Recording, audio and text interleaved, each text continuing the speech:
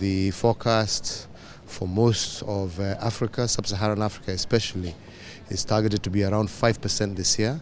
And there is also equally a very good recognition that developing countries are now going to be, or are actually part of the solution to the global economic crisis. The quick growth or the rapid recovery that we are seeing is actually going to help ultimately in ensuring that the global economy returns to a positive growth path. Less reliance on aid, focusing more on investment, job creation, as being the way to ensure a steady return to the kind of levels pre-2009 levels of growth. In this particular financial year, we are focusing also, for example, on the recruitment of contract teachers.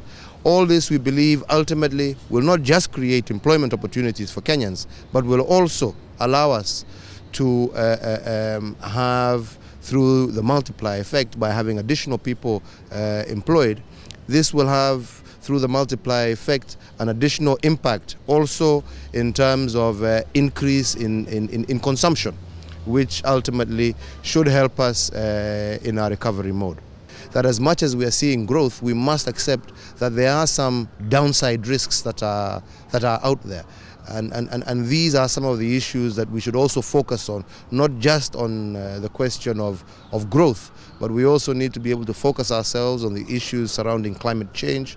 We also need to focus ourselves on the issues related to job creation, especially amongst our youth, and also focusing on the issue of food security. We have a very clear realization today that growth alone is not sufficient. We need to be able to look into some of the other aspects. And that is why we have a stimulus program that is actually also focusing largely on the social sectors of our economy, on health, on education, to create the necessary skills that our people need.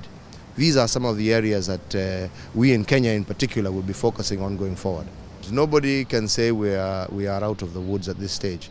What we do have is a recognition that a lot of work needs to be done.